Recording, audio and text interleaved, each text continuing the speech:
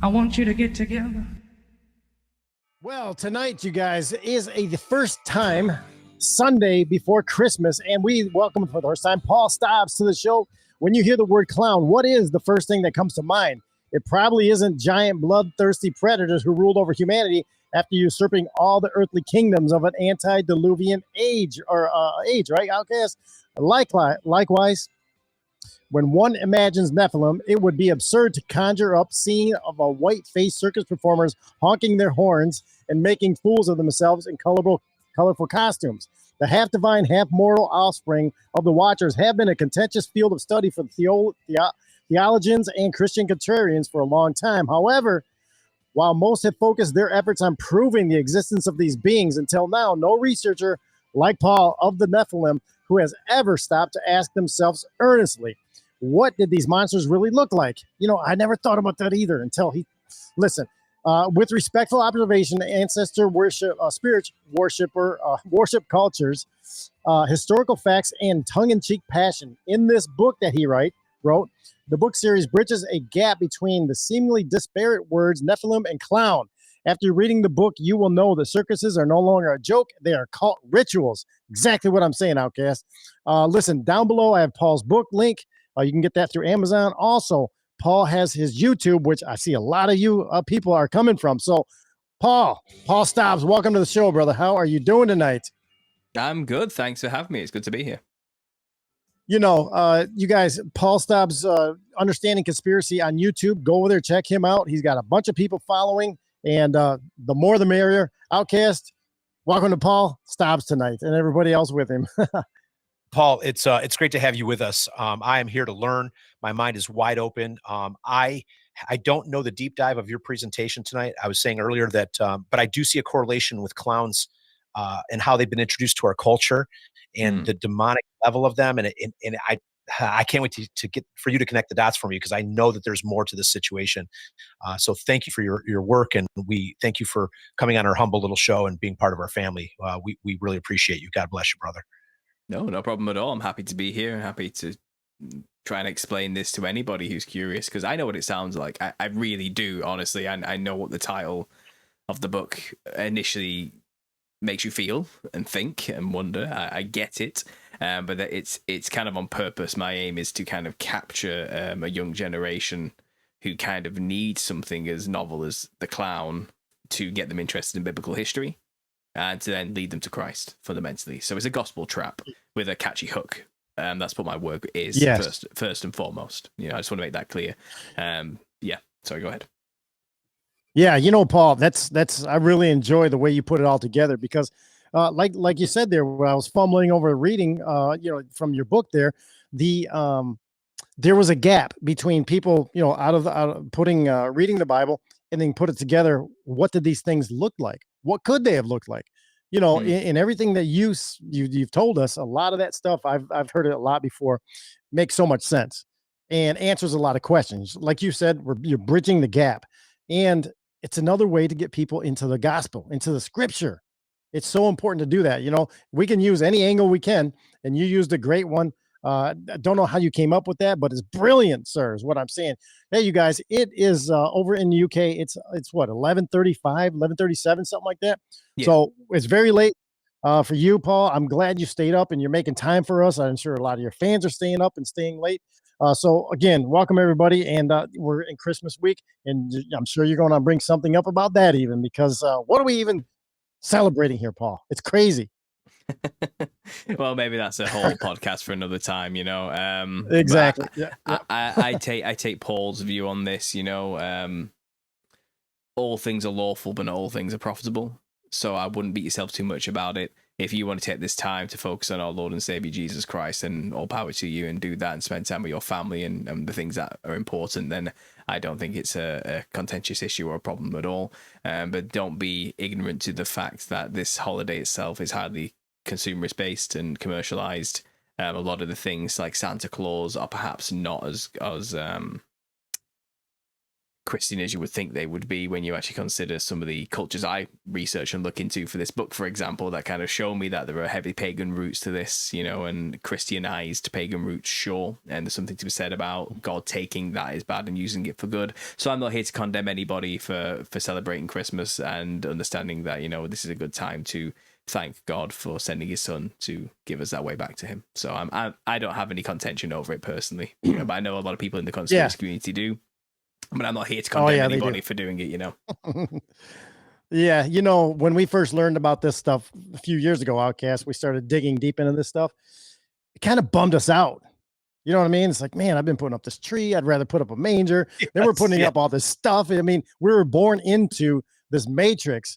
And now that we kind of understand, yes, we were born into this stuff. We realize it now.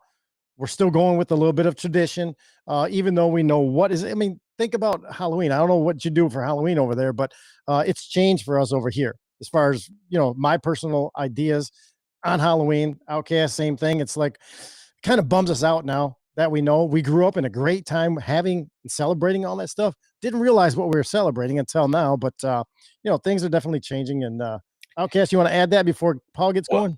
Yeah. Just one last little thing.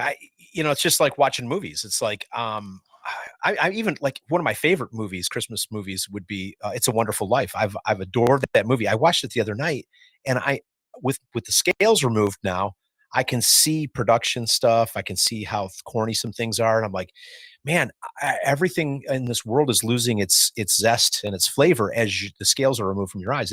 It can be somewhat of a burden, but it also feels liberating at the same time. It's a weird catch-22. But I mean, my wife likes to watch a fair amount of movies and TV, and I'll sit with her and watch it. And all we do now is, or at least me, and I know she does it too, is we spot the clues where they're signaling us and telling us what their intentions for us are, or they're mocking us with what they're showing us, and it goes all the way back to the earliest parts of Hollywood. So it's like, you know, the holidays are the same thing. We can kind of we have to be, you know, for our family and friends' sake, we can go along for the ride. But I think there's no harm in keeping your eyes wide open and acknowledging in your heart and maybe having a conversation with God in the process and go, yeah, God, I see it. I see that. I see how that takes away from Christmas. Like, you know, I think, I mean, the way where my head is at right now, all these supposedly great Christmas movies of the 1940s and 50s, like White Christmas with Bing Crosby and that kind of stuff. Now you realize that was all a Hollywood distraction to take your eyes off Christ and focus on the trees and the red and white Santa suits and the dancers and everything else. And you go, oh my gosh, they've been steering us away from Christ this whole time. So you can either let it just, you know, make you crazy, or you can just go, okay, God's got me here for a reason. I can see things. Anybody that's awake, I'll be glad to point out to them too. But we can't change everything. We got to do it in steps, I guess. Just thinking out loud. I hope that has some value to somebody out there. That's right. Yeah, well, that said, in the UK, you know, this traditionally Celtic culture, you know, it's about solstice and Samhain as well. The shortest night and this type of stuff, and it kind of got Americanized with Halloween, and now I've found Halloween is pretty much like it is in America in the UK now.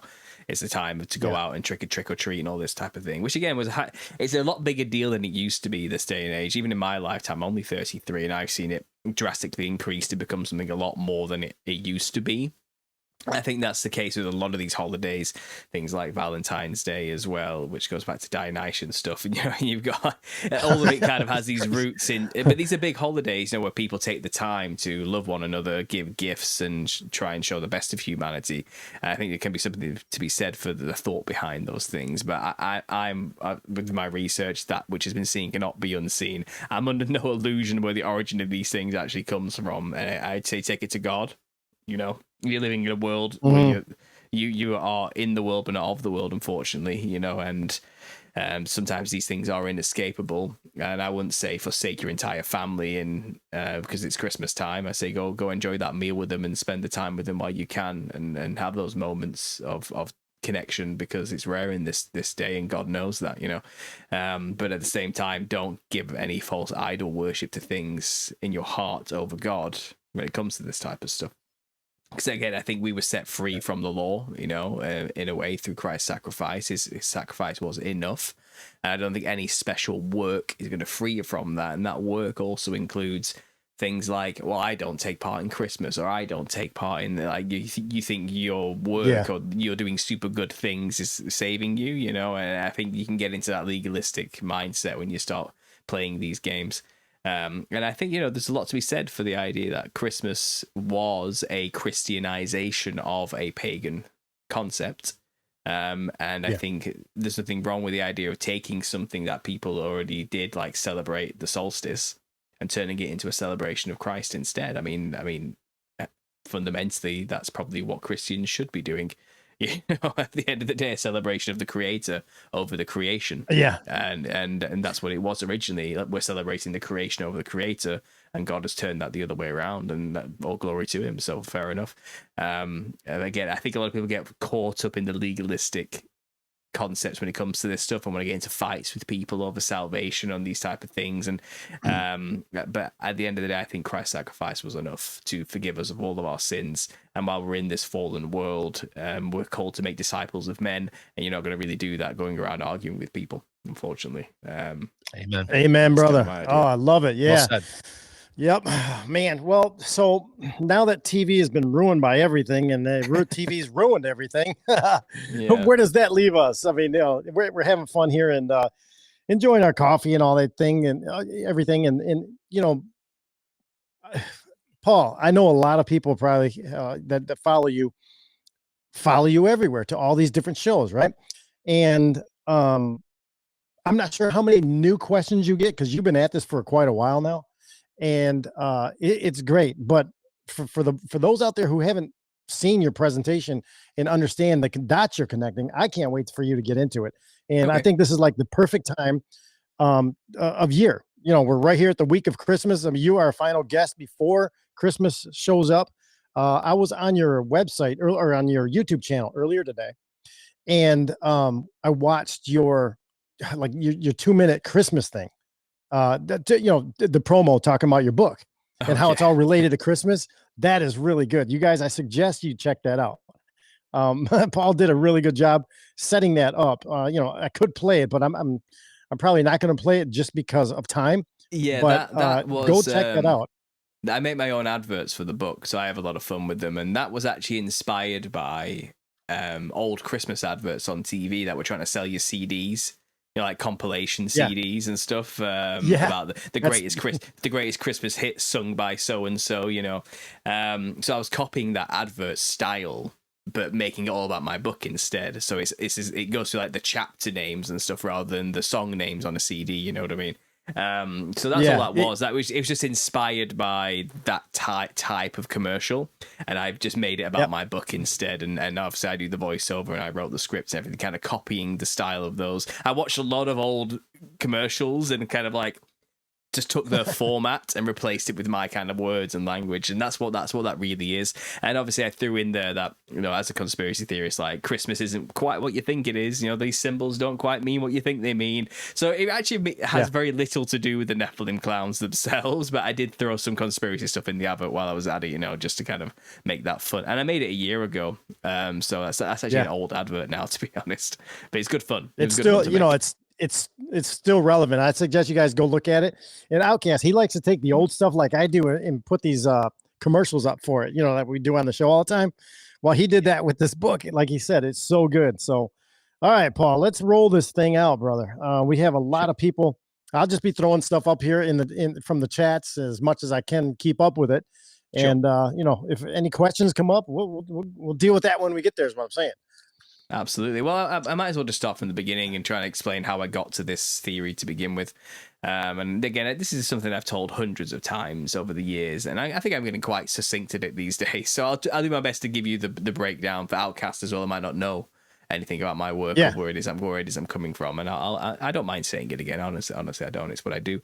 Oh, we love it. Yeah. So fundamentally, you know, I do not care about clowns. I have to preface with all of this. I am not an enthusiast of clowns. I don't have posters of the Joker on my wall. As a child, I didn't go to the circus or frequent any of these things. They are literally not even a third or fourth thought to me. They're not even like something I even think about or care about. Even now, as being the author of this book, I do not think about clowns in my spare time. I am not interested in clowning or the history of clowns necessarily. It's not like a passion of mine to be the guy who talks about clowns. It really never was. I just stumbled upon some stuff through my research that led to this conclusion, and it is self-evident, I believe, and I've just brought that evidence to the public. So that's all I'm going to say, first of all, just before I explain all of this to you. So I grew up non-religious. Okay, I wasn't raised in a religious school or in a church. My family was a-religious. My grandma was a Catholic, and she taught me a couple of times as a child, but it never stuck, and it wasn't really something I was even thinking about or bothered about. Quite a secular family. Just religion was wasn't even a thought. It wasn't even a thing, you know. So I grew up quite anti-religious into my edgy teen years of 13, 14, 15, you know, thinking all these stupid people believing in the Bible and all that type of stuff. I just didn't care, you know. I thought it was a backwards, primitive, stupid belief system that bears no weight to me whatsoever. I don't understand how some guy in the Middle East being nailed to a piece of wood helps me with anything. I just don't get it. It just didn't make sense, you know. So that was me in my early years, okay. When I was 16 years old, I kind of fell into more of a consciousness exploration type of thing. Everything had been explained through psychology and science, you know, but I was watching a lot of these videos at that age on YouTube of people smoking salvia. Okay, now salvia is just a plant called Salvia divinorum, and if you dry the leaves and smoke them, you have a psychedelic trip. But it was legal, and you could buy it over the counter at what we call head shops in the UK, which basically are places that sell bongs and ashtrays and that kind of paraphernalia for like raves and stuff. And you could get this little bag of salvia over the counter. And I was watching a lot of these videos with my friend back in the day, you know, and we were watching these trip reports where people are just losing their mind on this stuff. And we're like, oh, we've got to try this, just young and dumb and thinking it'd be cool. So I did. And that's when my belief system was completely shattered, and I realized everything I see isn't all that there is. And I had a bad trip. It wasn't pleasant. It was actually a nightmare, you know, and I went into a void I didn't think I was going to come back out of, and I lost my sanity for like 10 minutes, basically. And I was shocked. It took me like years to process what happened to me. And I did it again when I was 17. And again, it kind of proved to me like, okay, something's up with the world. Science and psychology does not explain everything. I've seen some things. Yeah. I'd seen some things that I probably shouldn't have seen, you know, especially at the age of 16, 17. And I carried that with me for a while. And then I kind of fell into seeking out answers to the nature of reality as a result. So I'm talking about the typical journey here of anyone from a non-religious background finding God. You usually start with the New Age stuff, you know, because you don't want to go to Christianity first. That's the last place you want to look, you know, because people will judge you and think you're stupid. But it's safe to go through the New Age Eastern stuff, the Buddhist stuff, the Hinduist stuff, the Taoist stuff. Everyone thinks that's cool and edgy, you know. So yeah, I can probably do that, and I won't lose all my friends and family. They'll just think I'm just odd and into some interesting, weird Eastern stuff, you know. So I did go down that route, and I'm an artist. I've always been an artist. I've always been a creative person, painting and drawing my entire life since being a child. It's just something I can do. I sell some of my artwork. I've had commissions recently as well for people's pets and portraits and things like this. And I can just draw. It's just something I can do. And I've always been an observer of the world. So when it came to my artwork, eventually I went to university to get a degree in fine arts at Lincoln Cathedral, right next to Lincoln Cathedral in the UK. This little red brick studio next to the cathedral. And it was an awe-inspiring thing to see, you know. And by this point, I'd kind of developed a habit of smoking cannabis 5 times a day and microdosing LSD and kind of going down the psychedelic consciousness exploration type of route, looking for spiritual answers. I wasn't really like a woo-woo crystal chakra aligning, going barefoot, dreadlocks hippie type. I've always been like this, you know what I mean? Who I am now, more grounded, trying to find answers type, you know. I'm not interested in the woo-woo stuff. So I was doing these things, looking for experiences, making journals, documenting the things I was seeing. And I did learn through those experiences that there's a creator. Fundamentally, the earth is created. It has a design to it. It has functionality and form and mathematics and everything else embedded in it, which the psychedelics make obvious to you. And all this time, I was never encountering entities or anything, but I was reading a lot of trip reports about people who do encounter entities when they take things like DMT. And if you take DMT, which is like the big, powerful one, the big psychedelic that everyone wants to, the apex drug, you know, of psychedelics, the one that gives you spiritual experience instantaneously, you know what I mean? And you meet entities and you meet God, that type of drug, you know what I mean? And LSD doesn't really do that. It kind of makes your senses more hyper aware, so you see more of the creation around you and the designing things. But DMT just takes you to another dimension. So that was the goal for me. I need to get some of this stuff. And it was quite a popular thing to be discussing and getting into during this time period of like 2011, 2012, 2013 period. Because Joe Rogan was kind of popularizing this on his podcast at the time, that people see jesters when they take DMT, you know, and the Spirit Molecule documentary had just come out. Zeitgeist was in full swing, saying that Jesus Christ was just a representation of the sun god and sacred geometries in everything, you know what I mean? And it's kind of, I was kind of getting into that kind of new age spiritualism online while also seeking out these psychedelic experiences. And it always stuck with me that people see jesters. And I'd listened to a lot of lectures from people like Terence McKenna, who were also popularized psychedelic use through the 80s and the 90s, you know, into the early 2000s, talking about if you take DMT, you're going to get entities, and they're going to look like machine elves or shapes of like self-transforming, dribbling basketball shapes. And I would hear all these fantastical things while, you know, wanting to get that breakthrough experience myself, thinking maybe they'll have some answers, you know, maybe if I'll get to the bottom of what's going on here, because I just don't understand. Who am I? What's going on? And when you're in that world, you kind of dabble in the philosophy and the idea that, well, maybe we're all God. Maybe everybody's God. And God has just split his consciousness up into many millions of people and has made them all forget that they were God, so he can feel what it's like to experience not being God. And this is the basic fundamental Taoist belief. This is what the Hindus believe. The Hindus believe, you know, the many-armed gods they see is actually God doing everything all at once, being many things all at once. But it all goes back to one source, and we are all mirrors or reflections of that source, you know. But when it's like, imagine this: if you pop a balloon, the balloon pops, but the essence of the inside goes back to the air it belongs to. You were always the air. You were never the balloon. And, you know, that actually is very contrary to the Christian belief. I'm not getting into that as we go on here, but that's kind of where I was at this time in my life. And I got access to DMT, you know, and I did this, and no entities came to me, but I did break through to another dimension, and I realized, okay, I know now God is real. Like, this is created. I didn't make this.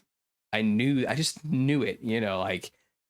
So after years of dabbling with all that stuff and getting nowhere, finding no answers, you know, in those other religions and these Eastern philosophies and these psychedelic experiences. And look, I wasn't like, I went hard. You know, people say to me, oh, you haven't really done all this stuff, or you don't know what you're talking about. Anyone who's truly done it wouldn't have gone to your conclusions. It's kind of like, no, I was not like just a weekend party goer. This was like my life. You know, I was sincerely out there microdosing every day, you know what I mean? I was seeking these states of mind actively, and I realized, I feel like in hindsight I might have been being protected in the long run, you know. And I don't think entities came to me in those moments because they didn't want to reveal themselves to me as well, because I think they were happy to have me believe I was a god. I think they were happy for me to believe and continue living the life I was living, because I think I was a useful vessel for these demons in hindsight, because I was living the hedonistic, self-centered, egotistical life, which they love so much, where I was having, you know, promiscuous sex, drugs, and rock and roll, the typical art student life, you know. And I think all those pleasures I was indulging in the flesh, all the fleshly stuff, I think the demons who were living through me and I had within my body were also enjoying those things. So the less I know about their existence, the better for them, you know. They can keep this going for as long as possible.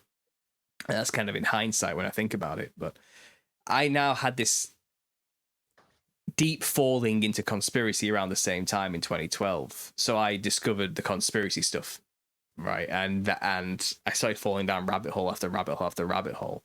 And discovered about the control system, the occult, secret societies, all that kind of stuff at the same time. I was going through this psychedelic journey.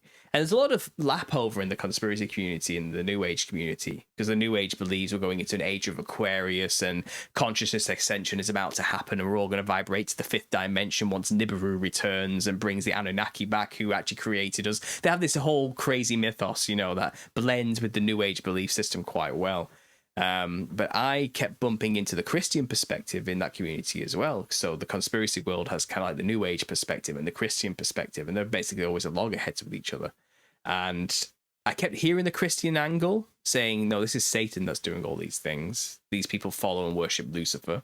All these signs and symbols you see everywhere come from ancient Babylonian, Talmudic, Kabbalistic, Solomonic control systems from Babylon, you know, and it's followed into modern day, and they basically worship the devil and they're trying to instigate a new world order.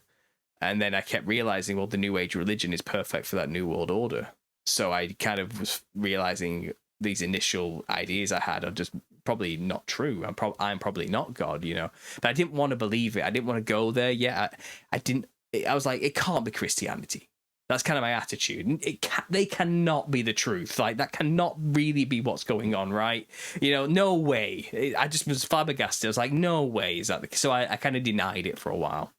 I just kept going through living my hedonistic life, but I kept coming into, like, harsh realities of, like, health problems, heartbreak, loneliness, loss of direction, loss of sanity, you know, and more answers than questions, seeking these things going through these methods to find answers. And I kind of had a breakdown moment where I was at I think you guys call them bachelor parties over there for my now brother-in-law. Yeah.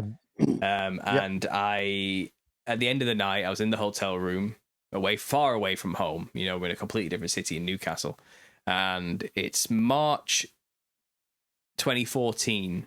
I think it's March 14th, 2014. If I think it was a weekend around that time, and I'm done. I'm done. You know, I've just finished university. I'm about to graduate from university, and I don't know where I'm going. I don't know what I'm doing. I've got all this conspiracy research. I've made this YouTube channel based on this conspiracy research, while also have all this stuff I've learned through the psychedelic thing, but I don't know what's going on. I don't have any answers. I've got the Christian community telling me it's all about God, and I don't know where to begin or how to start here exactly. I don't know, you know. I've been listening to people like Derek Prince. He's kind of teaching the basic gospel in his own Pentecostal way, you know, with his own little charismatic style. And he really spoke to me on many levels. I've been listening to like Catholic bishops, Bishop Fulton Sheen, and these other people, different variations of Christians kind of giving me the gospel. And I was having that inner turmoil, you know, that battle of like, is this real? Is this really what it is? Because I've seen some things. I know there's a spirit realm. I know there's a creator, but who is this creator? It certainly doesn't feel like it's me, you know. The Christians are telling me it's this guy, you know, who sent his son to die for me, and I don't really understand it. So I kind of broke down and desperate, crying on my knees. I was like, God, if you're real, just help me. I do not know what I'm doing. I have no idea what's going on. I am lost. I am heartbroken. I'm at the end of my tether. I am burnt out. I can't do this anymore. I'm giving it to you. I need help. I need help.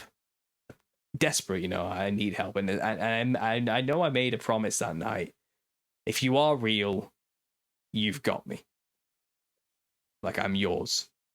Like, if fine, whatever. Almost you like know? you were like, I'm done. Here I am. If it's meant to happen, let it happen now. Right. I made a promise. Like, okay, you've got me. I'll do whatever you want. Whatever you want. Yeah. You know, like, just it's time. Yep. Show me what's going on, please. And then nothing happened. So I ran a bath. And for context, I was in my early 20s. I was 23. Maybe 22, actually. I'm not even sure, because it was quite a while ago now. 2014, wasn't it? I'm 33 now. And I hadn't had a bath since I was like 15, 14 years old. I'd only ever lived in places that had a shower cubicle. And I didn't go swimming very often. You know what I mean? And I wouldn't call being in a swimming pool kind of having a bath necessarily, you know, or anything like that. But I had this bath, and it'd been a long time since I'd kind of been submerged underwater, I'm not going to lie. And as soon as I did go under the water, I just shot out the bath as quickly as I could. My chest went crazy. I thought I was having a panic attack. I could just feel this raw energy right in the center of my chest. I couldn't explain it, and I had to just pant in front of the mirror for a while and try and calm down. You know, it felt like I just stuck my finger in a socket or something. I can't really explain. It wasn't painful. It was just a shock, you know. And I think I accidentally, inadvertently baptized myself in that moment. I think there was a water baptism thing happening. I don't know. I thought he was going there with that. Yeah. I don't know, because I don't do. Am I supposed to have witnesses for that? I don't know. I'll give all things to God on that one. You know what I mean? Let this be witness. my witness. Let this be your witness now. I'm telling you what happened to me. You know what I mean? I don't. But I can tell you things changed for me that day in a big way. I finally felt condemnation from the Holy Spirit for the things I was doing in the life I was living. So I would spark up a cigarette and I would feel like I need to stop. This is wrong. I shouldn't be doing this. I'd have a joint and this voice would be telling me, what are you doing? Stop this. This is not good. This is not good for you. This is not leading anywhere good. This is not where the answers lie. If I would drink, I would suffer the consequences way harder physically and mentally than I ever had done before, you know. And it's like I finally understood like guilt. Like I finally had this conviction I'd never felt before. It's like I had a conscience for the first time. And I think the Holy Spirit was working through me. And I feel like from that day, you know, it took a while for me, the flesh fighting against the spirit, you know. But I would say now here I am in 2025, about to 26, and you know, I don't smoke, I don't drink, I don't do cannabis, I haven't touched a psychedelic since that time. It took me 10 years to wean myself off of nicotine, slowly lowering the dose, but I quit that 2 years ago fully. I quit cannabis in 2016, so 2 years after that event. Cold turkey, just stopped. I had to psych myself up for that quite a lot, you know, but the work was done on me slowly. It wasn't an overnight miraculous transformation, physically speaking, but mentally and in my spirit and soul, yeah, it was. It was an overnight change. The things that used to bring me pleasure just didn't anymore. But the habit remained. You know, like, who am I if I'm not the guy who smokes? What am I supposed to do at 3 o'clock on my lunch break at work if I'm not going to have a cigarette? These old routines you have to break out of, that the flesh is used to, that the brain has been wired to be used to, these cravings, and you fight against these things. And I'd say thanks to God, you know, those things are now, I'm free from that addiction and those issues, absolutely. And my life did get better. You know, there was a hermit period for me where I would kind of just receded from the world and was just on my own. I started my YouTube channel, and I really got into biblical history around this time, but from a Christian contrarian conspiracy theories viewpoint. So because I'm what I call a backdoor Christian, I didn't go through the churches. I wasn't raised a Christian. I don't really know the rules of engagement of how to be one. So anything was game for me. And no information was anathema or heretical or wrong. You know, it was just let the Holy Spirit guide me wherever it's going, and just read the Gospels, get that basics down, read the Old Testament, and then work from there to the Apocrypha and keep going, you know.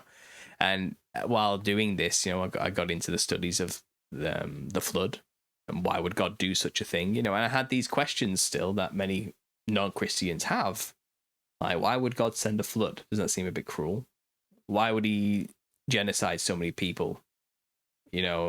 With it, what was really wrong with the Canaanites necessarily, you know what I mean? Like, you have these thoughts. It's kind of the women and children too, like, and the animals. Like, why such extreme lengths, you know?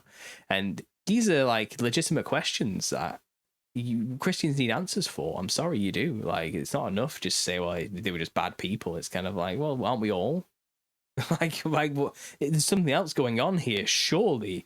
And there is. And when you understand the Nephilim perspective, and authors like Gary Wayne, Steve Quayle, you know, I don't know, it's like a long list of Nephilim authors back in that time period who were just going on talking about the Nephilim, you know what I mean? Zen Garcia as well. And I don't know, the Rob Skiba, I'm just pulling names out of the hat here. There's so many, you know, like there was a big community. Yeah. And they got me, you know, and they were answering questions I needed to hear to get to grips with God and his nature and his character and kind of this rebellion of the early age of what happened exactly in this pre-flood world, and I was eating it all up and just soaking it all in, and I believe it. I believe it's true. And with that knowledge kind of there, then my past experience with the psychedelic community and understanding that there's jesters that people see when they take DMT, I had a few experiences in that 2-year period from 2014 to 2016, which kind of led me to my conclusions to write and starting the series in 2017, the Nephilim Look Like Clowns. So the entities didn't come to me when I was taking the drugs, but when I was sober, they did. And I think they came to try and kill me by that point, because they were losing grip on me. I was no longer a useful vessel for them. I think the Holy Spirit kicked them out, and I think they were angry about that. And I feel like the attitude of the demons was, well, if we can't have you, nobody can. So I think they tried to kill me over that 2-year period. And at first it was like threats. And I think one of them revealed themselves to me in a vision that randomly happened one day. I was completely sober, just at work. I wasn't even doing anything, you know. And I had a vision. I was sent back to the DMT realm, and I was in front of this giant jester and looking entity, like a type of jester. He wasn't really a jester.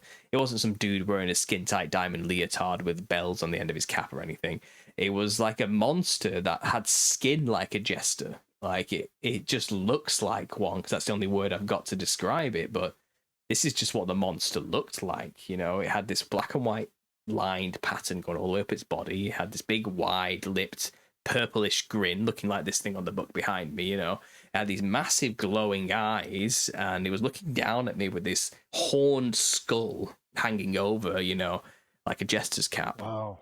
And it was just staring down at me. It was enormous, like the size of a skyscraper. I'm looking up at this thing like, what the hell, you know? And I'm in the DMT realm, so it's really psychedelically odd.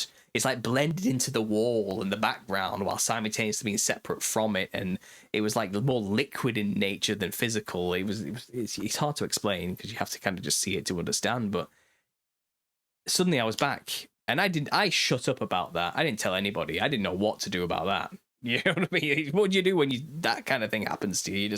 You just keep quiet, hoping no one's going to lock you away for being insane. You know what I mean? You just keep it to yourself. But then I started learning about demons. I started learning about spiritual warfare. Derek Prince, again, being a huge influence in the early days, because he was all about deliverance from demons and the character of demons. And the spiritual, I was finally dealing with my own spiritual warfare stuff, you know. And I was having sleep paralysis. I was having things strangling me in sleep, like when I couldn't move. I was having these nightmares where I was constantly being killed or dying repeatedly. I had that jester vision. I had a dream where the Hat Man came to me and chased me down, threatening to get me as well. Where I had memories of other past dreams where I made contracts with demons or something like this, you know, and things completely unknown to me that clearly was happening behind the scenes in my own dream world or something.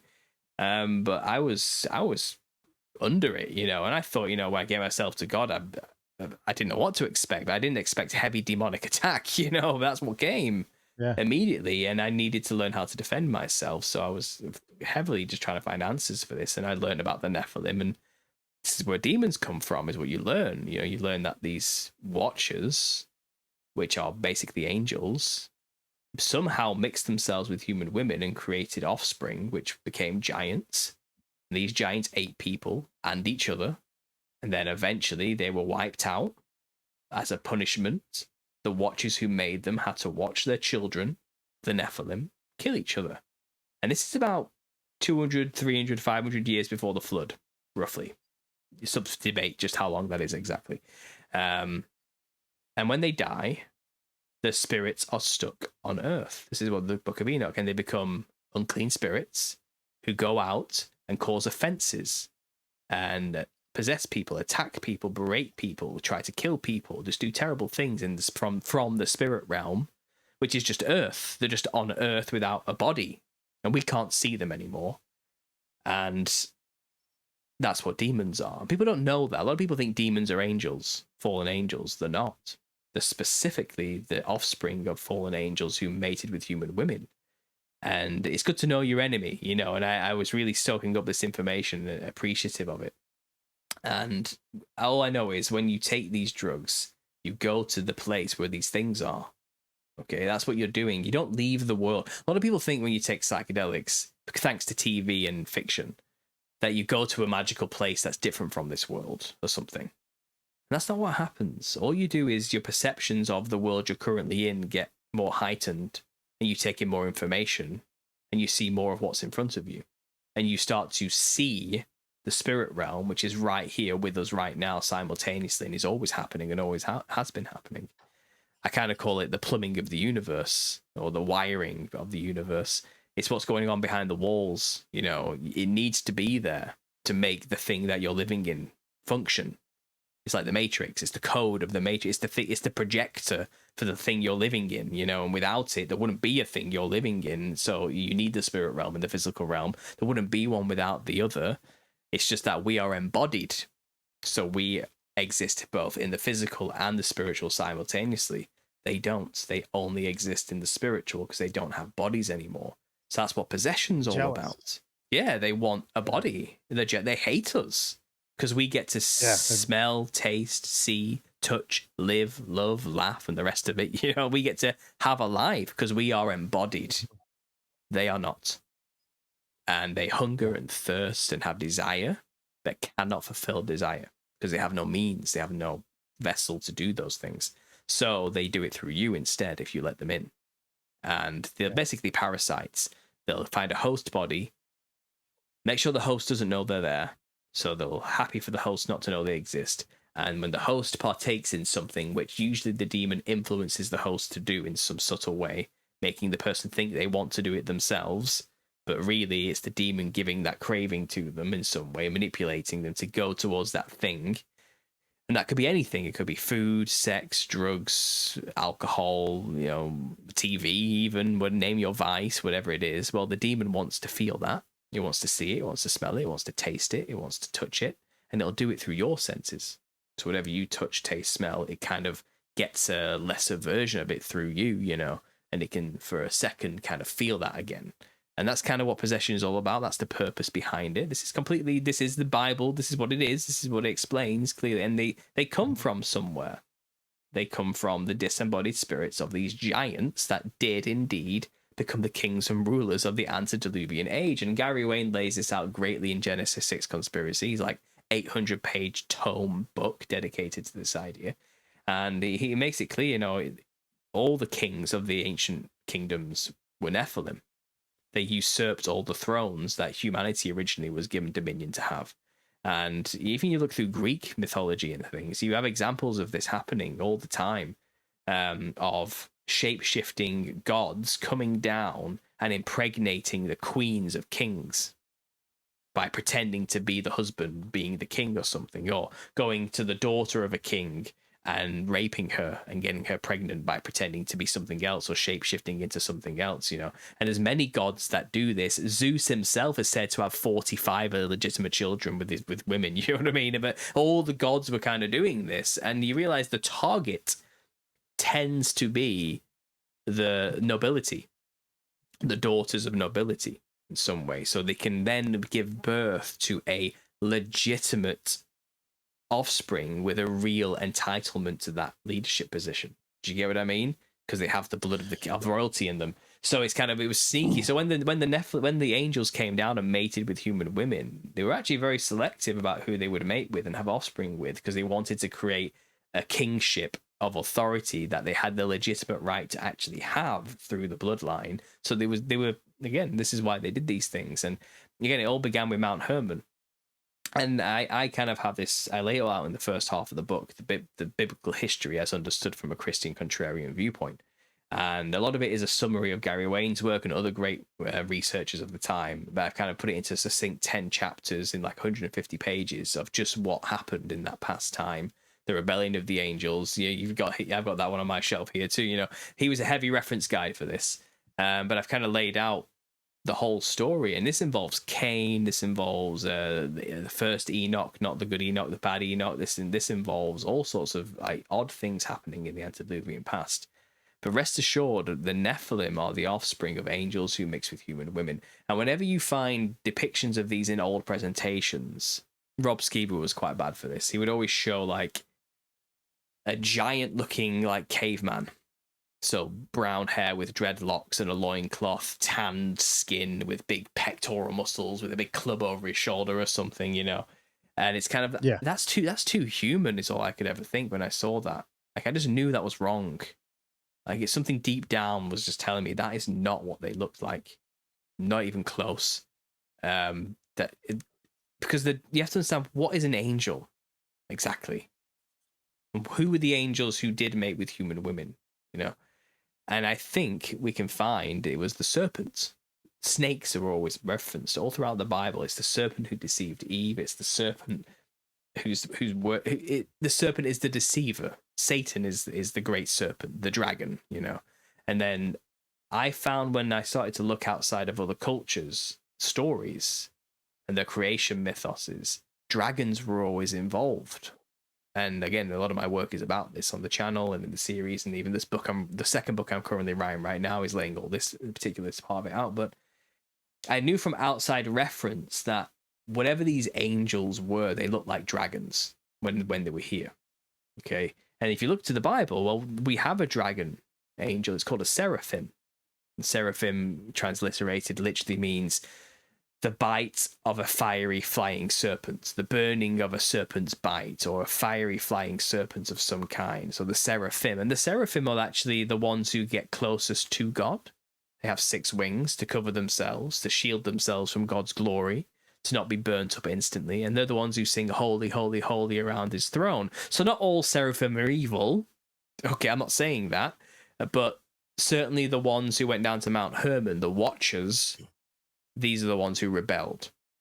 And these are likely the ones God sent down when they petitioned to go down, trusting them because they were the closest to him, who literally the only ones who could even get close to God. So those are probably the ones that were sent down to be the original Watchers over humanity. Well, they failed. They lusted after women, and they took wives, and they created a mess of things quickly. But if you look into it, it was a conspiracy. They knew what they were doing, and they knew what the punishment would be. They were actually angry at God for choosing Adam over them, basically. Because you have to understand, Adam, and this is contentious, okay? This is contentious, I understand. But again, I don't know the rules, but this seems to be the way it's going. And Gary Wayne makes an argument for this, very compelling. There's 2 creation accounts in Genesis. There's the people who were created, man and woman, plural, who he told to go forth and multiply and subdue the whole earth. Have dominion. Go. And then God creates Adam and puts him in the Garden of Eden. Those are 2 different stories. Okay? So it's not like Adam and the first people were different necessarily. A lot of people argue that they are, but I think he just basically took a man, Adam, from mankind, and began to groom him and prepare him to be the king over the earth, basically. You can name all the animals. I'll make you a wife called Eve. You will be the mother of all future nations, or the queen of all these future nations, and then you'll be the king, you know, Adam. But that whole kingdom was usurped and destroyed very quickly when the serpent was sent into the garden to deceive them and to make them fall from grace and sent out into the world. And when they went out into the world, they went to a place called Nod. So it already had a name. It was already established. Okay. And the son Cain, when he was banished, went out and he found a wife. People say, well, it was his sister. It doesn't say that. It says he found a wife and had his first son Enoch, and he built a city and named that city Enoch after his first son. Cities need people to not only build them, but fill them. Who are these people?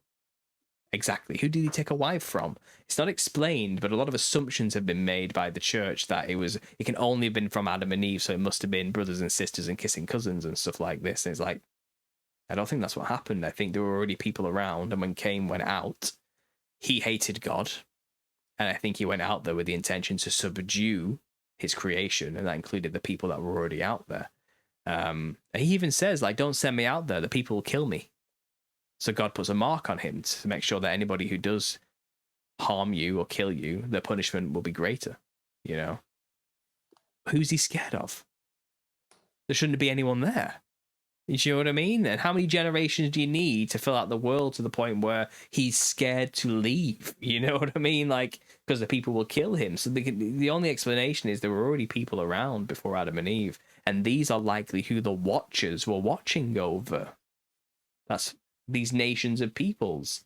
And this is why in the ancient antediluvian world, before Adam and Eve, you know, the Watchers, you get these stories like from like the Mayan culture that talk of a time where a great golden-like dragon eagle god encrusted in jewels and diamonds who glowed was the god over the people, but then he fell from a great tree from heaven and was banished to the earth and lost his authority and dominion. So this is just talking about the fall of Lucifer, you know, but he was describing him as a god who in that region, he would look over that region and those people.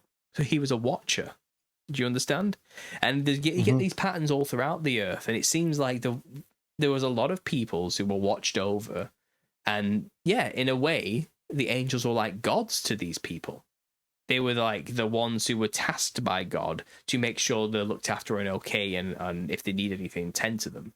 But then I think these angels began to get a bit of a complex, like I am a god to these lowly beings who are lesser than me type of attitude. And when then God suddenly picked a man and started letting him name the animals, I think they were like, he didn't even let us do that. They got jealous. And I think that's when the rebellion began. How dare he choose this pathetic, lowly, monkey-like being over us, the far superior dragon-like serpent race. And it's possible there was like a serpentine humanoid type race knocking about, perhaps made in their image or something. Who knows? It says the serpent came to Adam and Eve in the garden. It doesn't say Satan came. It says the serpent, and the serpent could talk. And she trusted him enough when it came over to let him talk. She didn't run. So she must have known what this thing was. And then the punishment was that you'd lose your arm and legs and have to crawl on your belly. So was this thing bipedal before it lost its arms and legs? Like, is it possible maybe birds of a feather flock together type of situation? The seraphim dragons sent in a member of the serpentine race, they're chosen to go in and deceive Eve. You know, because it's kind of like, no, the reptile should rule, not the humanoid. You know what I mean? That type of thing. And this is where we have a seed war. The whole of Genesis is about maintaining the purity of the lineage of Seth. So something was going on with the genetics. And it seems like the creation of the Nephilim was a means to insert the serpent seed into the world, the dragon seed, and to corrupt God's creation. That was the agenda. That was the plan. We're going to destroy everything God's created and usurp man with the serpent. That's the whole point. That was the point of the rebellion. That's the point of the Nephilim. They failed. The Nephilim were all wiped out. Noah made it, and he was perfect in his generations. And after the flood, he repopulated, and mankind and humanity got to persist and continue and spread. And here we are today, thank God. But the spirits remain. And this is what we're contending against today. And this is why we have to be vigilant, and we have to understand our weapons that we have to use against these things. And Jesus Christ, when he came and he finished the works, he gave us all authority to tread on serpents and to cast them out in his name. They are a defeated, pathetic, weak enemy, and we should never forget that. They lost. But there are still people here today who work with them, make contracts with them, make deals, and continue the agenda in exchange for power, glory, fame, money, whatever you want to have, you know. But at the end of the day, they are already lost and they have no authority whatsoever, and it can easily be defeated in Jesus Christ's name, and they know it. So that's why they have to keep as many people away from Christianity as possible today, and that's kind of the war we're up against now. But after learning all this stuff, you know, about where demons come from, what the story is, and what's going on, and having these visions, I understood, well, the only thing on the other side of this veil are the disembodied spirits of the Nephilim. And I have this working theory in my own mind that when after the flood, you know, God presented a rainbow to Noah. And he said, this is a covenant between me and you, you know, that I will never flood the earth ever again. When you see the rainbow, let it remind you of me. Well, did rainbows not exist before the flood? What does that mean exactly? Well, rainbows are a phenomena where light has been shone through a prism. So you can make arguments, well, it's about the dome over the flat earth or something. Or is it perhaps the light spectrum, the limited band of the rainbow, is now the only thing we can perceive? were perhaps our senses limited after the flood, so we can't see the disembodied Nephilim who are now out of our field of vision, basically. Was that not perhaps a mercy from God to limit our perception down to a narrow bandwidth? Because if we could see it all, like you're just DMTing all the time, like maybe we used to be, these things would deceive you again. They would get you and lie to you, and before you know it, you'd just all be idol worshipping, child sacrificing cannibals again, just as it was before the flood, you know.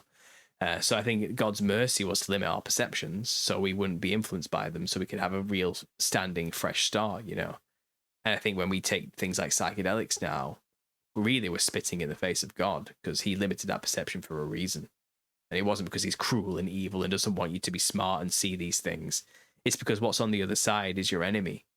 It's a war zone. If you don't understand that, you're in trouble, you know. And he'd rather not have his children wandering around in no man's land without a weapon or an armor of any kind, you know. So I think it was a mercy of him to limit our perceptions. So when I take these drugs, you know, and I saw these things, I realized now I shouldn't have been dealing with that, and I repent of all that, and it was wrong, you know. But I think God works all things for good, and here I am trying to explain to these people in the psychedelic community that these entities talking to you, they're not like shadows of your collective consciousness. They're not like some imagination you've come up with to teach you how to integrate your evil side or something, like Jungian psychology, you know. These aren't archetypes representing ways of humanity from the collective consciousness of all of humanity. These are specific entities separate from us who have a historical reason for being there, and they're your enemy, and they're not your friends, and they hate you, and they want you dead, and they want to take your body. Don't fall for it, you know. And that's a lot of what my book is about towards the end of it in the first book. But I knew enough now to realize there's a connection between jesters and demons. Like, it was swimming around in my head, all this stuff, you know, and something was there. Clowns, demons, jesters. The 2016 clown sightings had just happened, and all the media was in a hype about people dressing like clowns on street corners, scaring children menacingly, footage coming out everywhere of them chasing people with knives or baseball bats on the side of freeways and stuff. And it was like mass hysteria, you know. Everyone was suddenly seeing these creepy clowns all over the place.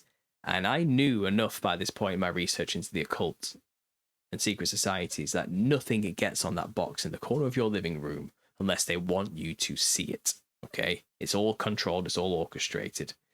What does the clown mean to these people? It means something, because every major national, international, or local news station was covering this topic. That doesn't just happen, okay? If it's on the media, if it's on the news, they want you to see it. So I knew the clown must be a symbol for something. I knew it. And it had this stuff about the jesters people see on DMT. I already knew, well, I saw the jester myself. I know the only thing on the other side of the veil is the Nephilim. So the Nephilim must look like jesters or clowns. Okay? In spirit form, at least.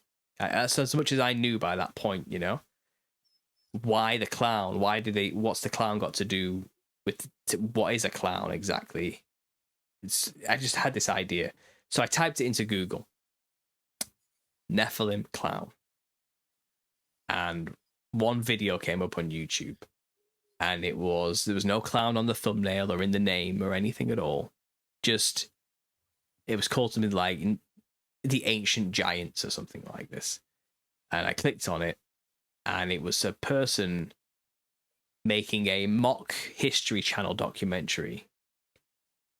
Laughing at conspiracy theorists, making fun of them, pretending to be a conspiracy theorist, talking about the Nephilim. Okay, but they weren't really. They were making fun of us. And he said the Nephilim have white skin and red hair, which means only one thing: they must have been interdimensional killer clowns from out of space. And they showed like from the 80s movie some images, you know, and they were mocking the idea of the Nephilim.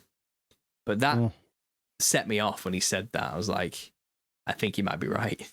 Something about the clown and the Nephilim here, you know, because the general consensus is they had pale skin and red hair. So I kind of rolled with that, you know. And then what happened is from 2016, when I started the series, to today, over 10 years, you know, the connections just kept coming. It got ridiculous. It got absolutely stupid. Even I couldn't believe what I was discovering. And what I basically discovered is that not only did the Nephilim look like clowns when they were in physical form and look like jesters in spiritual form, But the costume of a clown was also created by secret societies for the specific reason of channeling the spirits of the Nephilim. And not only that, but there's many cultures all over the earth called ancestor spirit worship cultures from a Western anthropological style, who basically dress to channel entities. So they dress like the thing to mirror the thing in the spirit realm in order to be possessed by that spirit so they can get stuff from it. And lo and behold, when you follow the patterns on every single continent, they all tend to dress in the same way. They white up the skin. They put multicolored patterned clothing on. They put a red headdress or a golden headdress or a multicolored headdress on made of straw, feathers, reeds, fur, whatever the region resources demand is what they'll use, you know, all with their own aesthetical, cultural, stylized way of doing it. But when you get down to just the basic aesthetics, the similarities is white skin, red hair, multicolored pattern clothing, sometimes stilts as well. It gets really strange, and you find they all dress the same way in a costume that we could equate to being clown-like, because they're trying to mirror something in the spirit realm, something specific. Okay, the only thing that I told you, the only things that are there are the Nephilim. So this is what the Nephilim-like clowns really is. It's an anthropological study of ancestor spirit worship cultures, showing the common thread throughout them all, that what they tend to dress like is what we would call in the West a clown costume. And then when you look to the creation of the clown costume in the West, it actually is an occult creation by secret societies in 1799, introduced onto the pantomime stage in Britain by the son of a famous Freemason called Charles Dibdin, who was ever heavily influenced by Indian iconography and had family ties to India. And the modern clown costume was modeled after the Rakshasas of India, which is the Indian name and flavor for man-eating giants, the Nephilim. Wow. So the modern clown costume actually is modeled after Indian versions of Nephilim.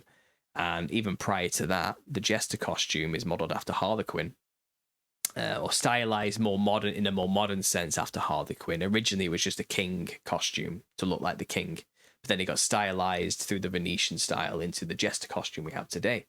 And that itself has its roots in the wild man tradition of Europe. And that was introduced through the Middle Ages into the pantomime tradition as a character, because it was modeled after the wild man, who is a giant club-wielding man-eating monster of Europe. Nephilim again. Wow. So clowns have always been representations of the Nephilim, first through the European route of the hairy giant wild men, and then later it was restylized through the clown character with the costume of the Rakshasa demons of India.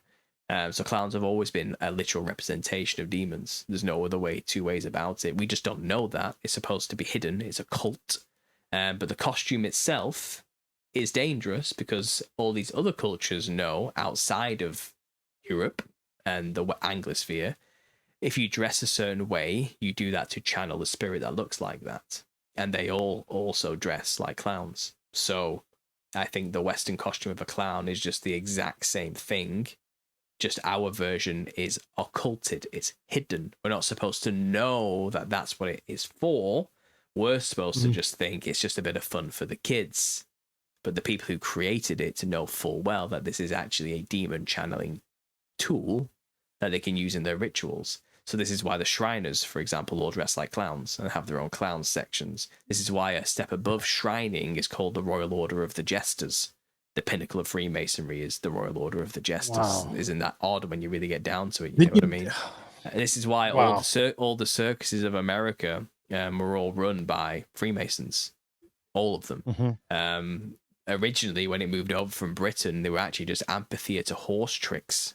Philip Astley was an ex-colonel of the British military who started the first circus. And it was just him running around in circles on top of a horse. But then Freemasons called Richard Hughes and Charles Dibdin, again, the one whose son created the clown costume, next door created their own royal circus. The first time the word circus was ever used in context of performances like this. Prior to that, a circus was a Roman amphitheater where horse tricks were done and Christians were killed, you know. So the circus was then brought to Britain. That name, that word, circus, was then used with clowns. Okay, so they borrowed the clown and put him into the circuses.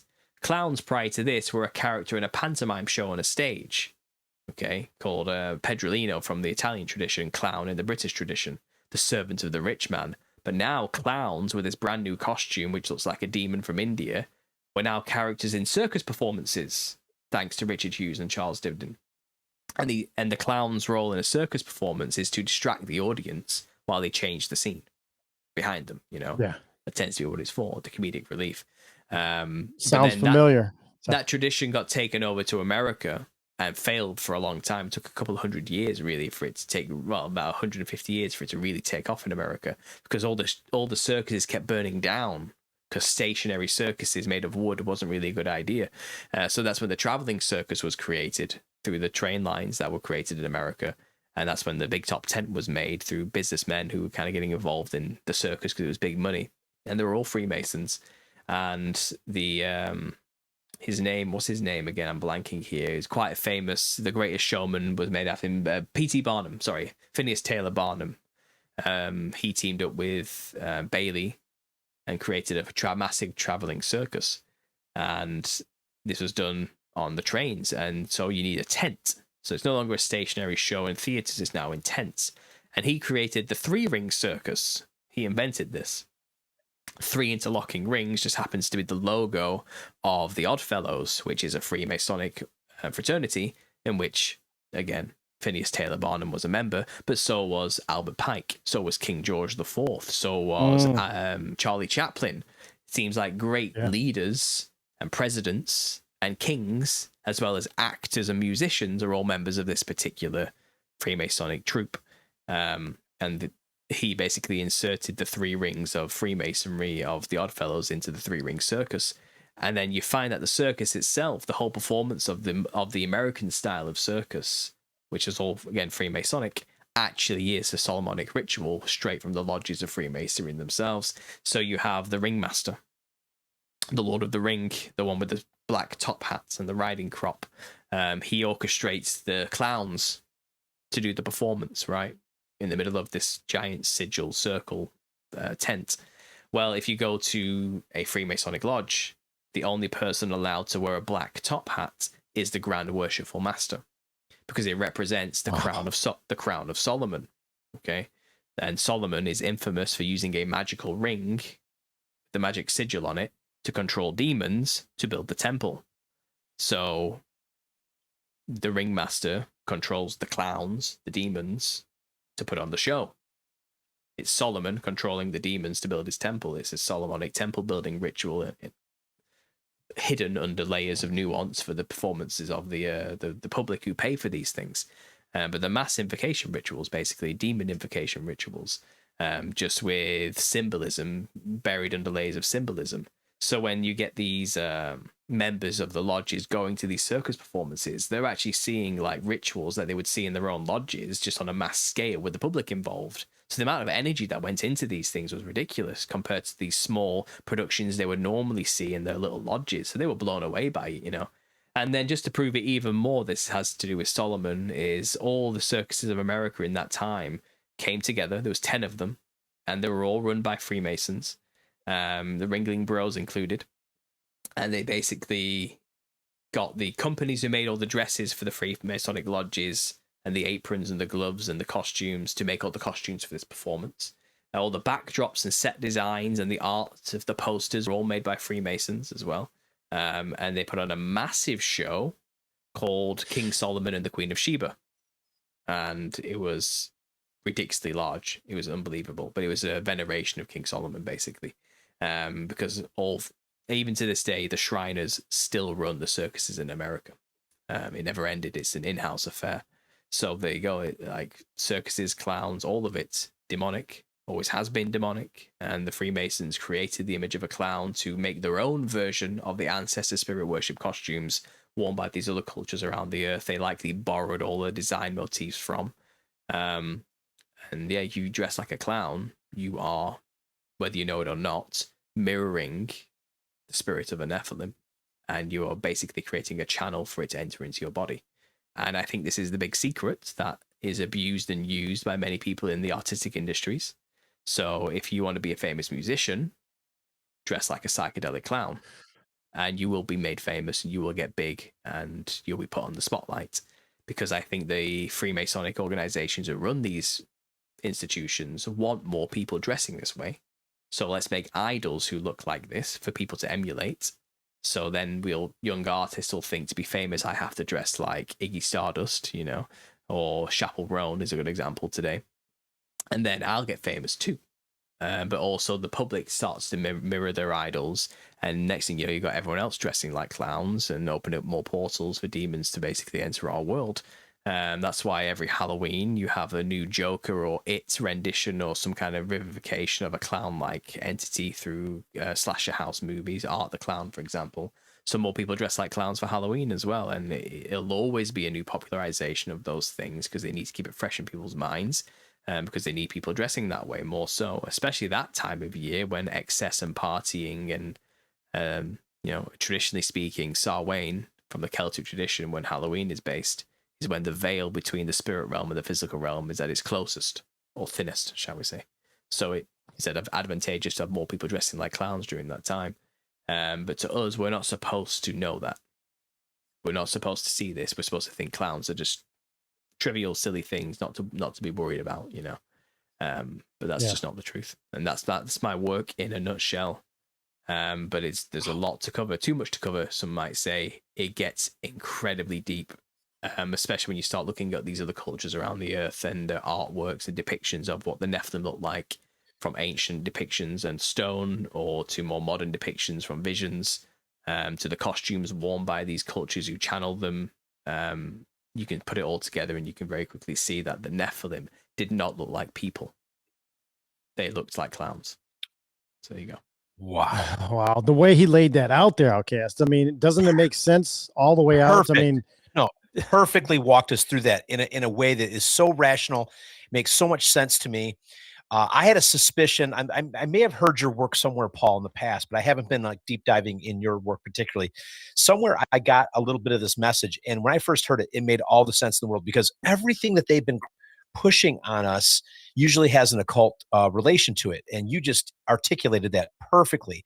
Paul, this is a kind of a random thing that pops into my head, and I want to know if you have any insights to it. You probably do. Before I got into conspiracy stuff and got deeper in my faith, I was a Scottish history buff. And there's an old saying in Scotland is MacDonald is the heather, MacGregor's the rock. And what that makes reference to is the antiquity of both of those clans and the kingships of those clans. Both the MacGregors and the MacDonalds, I think, have relation to the kings of Dalriada, which are some of the very earliest kingships of the British Isles, you know, in Northern Ireland and the Western Isles of Scotland. And the Western Highlands. The McDonald's, one of their logos or one of their symbols on their crest is a double-headed eagle. And whenever you see a double-headed bird, that is usually a sign of the occult and or the Masonics. This is a very old. There's one of these in Michigan too, near where I live. Very old McDonald's sign, and if you look, there's the original McDonald crest there in the corner. But there was one of the early Jacobite kings that were fighting for Binding Prince Charlie was Ranald MacDonald, and he was known for being thin, pale, and he had red hair. I personally see a correlation between there he is there. That's an illustration. I don't know if it's contemporary or not, but that's a depiction, and he had red hair. Paul, have you ever heard much about Ronald McDonald and the nod to Ranald McDonald and the double-headed eagle and the occult origins of the kingship of the Isles, the lordship of the Isles? Does that make any sense to you? Have you heard that? I'm not going to lie to you. That is new to me. I've heard a lot of theories on Ronald McDonald. Oh, good. But that one actually is brand new. Okay, I gave you something you can look into. Yeah, go down that rabbit hole. You really have. You genuinely have. Yeah, I will look into that. Here we go. I planned a full chapter in the book on obviously more modern pop culture references to clowns, and Ronald McDonald is going to have to get a mention. So thanks to you, now I have something to add. Yeah, right there you see Awesome. Paul. While you were talking, he was sending me these pictures, texting to me, so I got them ready for the screen. But look at that, Ranald McDonald of how do you say that? Bell Finlay. Bell Finlay. Yeah, Bell Finlay. Yeah, 1746. You guys, and he looks like original Ronald McDonald. I mean, Wow. Well, and I never thought about this, but I mean, you know, I personally, I love tartan because I'm of Scottish descent, but you know, in this particular instance, there you have that jester check in the tartan in a way. I mean, it kind of makes me Polka wonder if it all dots, too. ties in. Yep. Yep.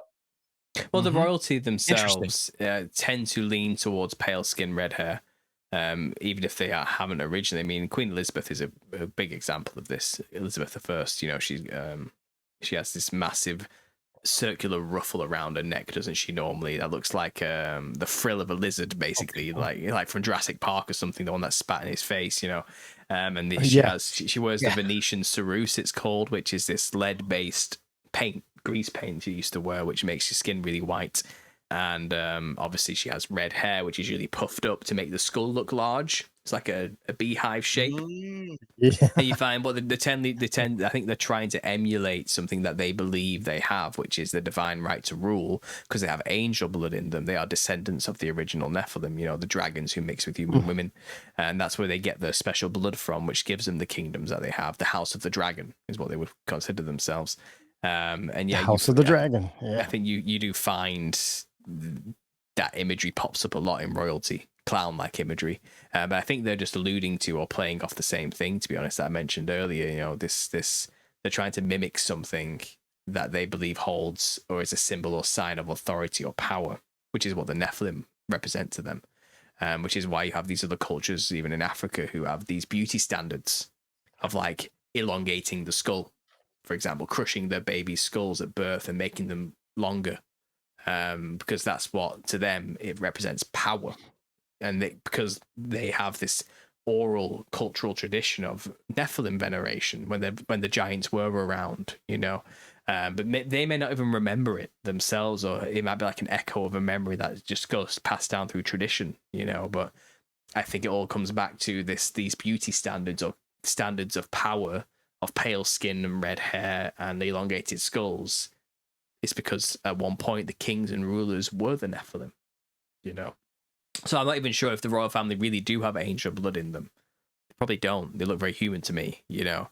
But they have this belief in their own attitude that they do. But whether they actually do or don't is up for debate, really. I can only go off what I've learned from my own research, you know. Jacob Rothschild looks like he's got an elongated skull. That's crazy. Before that, go ahead, Outcast. Yeah. Not to hijack the conversation from Paul, but there's a comment from TBA 369. Does that mean that the peoples of Scotland and Ireland are Nephilim descendants? I have a theory, and Paul, if you're open to hearing it, I'm going to just chuck it out there, and it has RH negative blood. Jesse, do I have time to present that at all? Or yeah, is this the one that you talked to Gary Wayne about? No, not particularly Gary Wayne. Okay. No, but it's one I've talked about in the show many moons ago. Yeah, several years ago. Yep. So if my understanding is correct, RH negative blood in antiquity was, when I say RH negative, you got A positive, B positive, AB positive, and O positive, and then on the inverse of that, you've got A negative, B negative, AB negative, and O negative. If it's in the negative field, that is called RH negative bloodlines. RH negative blood is, in antiquity, it was referred to as the blood type of the gods, small g, plural s, meaning it is a remnant, in my opinion, of Nephilim interaction with human beings. Now, here's where it gets interesting to me. RH negative people tend to have an extra vertebrae. They tend to have higher IQs. They tend to have an extra urinary tube from their bladder to their urethra. They tend to have light-colored eyes and blonde or red hair and fairer skin. Now let's look at it globally. RH negative blood in Africa is less than 3% of the population. In Asia, it's less than 1% of the population. In white Europeans, it is 40% of the population. In Spain, there's a group of people called the Basque, and the Basque happen to have 45% RH negative blood in their population, and the Basque happen to have a language that does not match any other language on the planet. There's no relative language to it. So total conjecture, but I have a loose theory that Rh negative blood, the reason it is prominent in white European nations is because that's where the kingships went, the thrones of the Nephilim. All those family lines that married by bloodline were mostly European. I guess they did it probably around the world also, but it was notable in white Europeans. So when you're asking me, are the Scottish and the Irish particularly Nephilim? No, I'm saying white Europeans, I believe, might be a remnant. I have a theory that humans in our purest form when God made us were probably black and or brown or both, and their melanin is designated for this planet. And the white skin is a detector that there is the Nephilim traits in there, and their bodies are not meant for this world. Another trait of Rh negative people is they tend to have digestive and health issues overall. It's like their bodies were not meant to be here. Then you look at tribes around the world of black and brown people who live harmoniously off the land and as part of the land. And white Europeans are the ones that started building, I mean, maybe somebody could argue this with me, but I look at it like white Europeans were the ones to introduce this sort of culture where you build beautiful structures and you get all the dirt out of it, and you live not part of the land, but you live in opposite of the land, in contrast with the land. And then you look at who's been subjugating who. Well, from time immemorial, white Europeans have been going to brown cultures and taking people to enslave them. And it's exactly what the Nephilim kingships did. They enslaved humanity, but using their higher intellect that they received from the knowledge that they received from their fallen angel parents, and their stature, which they might have been. We believe that they were bigger, they were giants. These advantages allowed them to usurp thrones and subjugate humanity.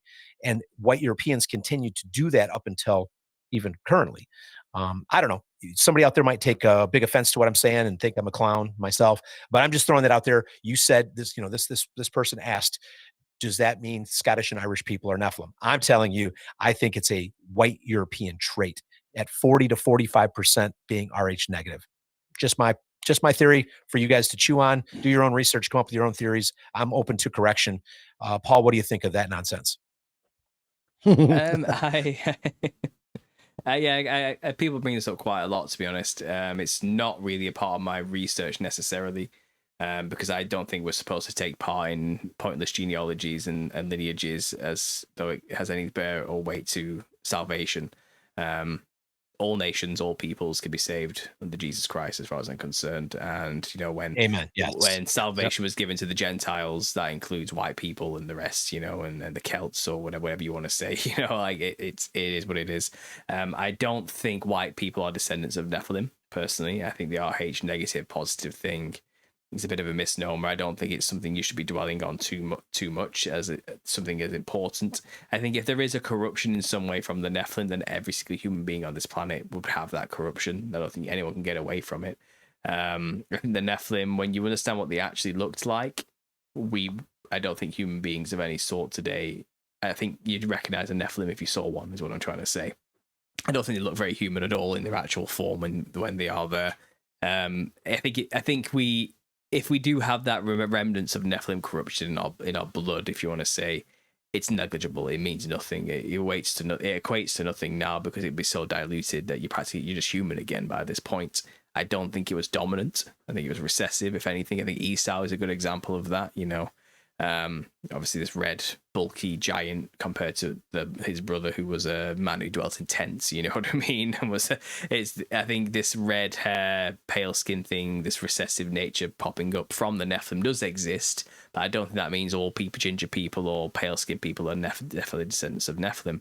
I think the differences in races has to do with adaptation to environment. So people in less sunny, further from the equator, colder climates tend to have paler skin because they don't need melanin because there's less sun, so it's not a necessity. But I think people closest to the equator who are in the sun more tend to be more melanated because they've adapted to those environments.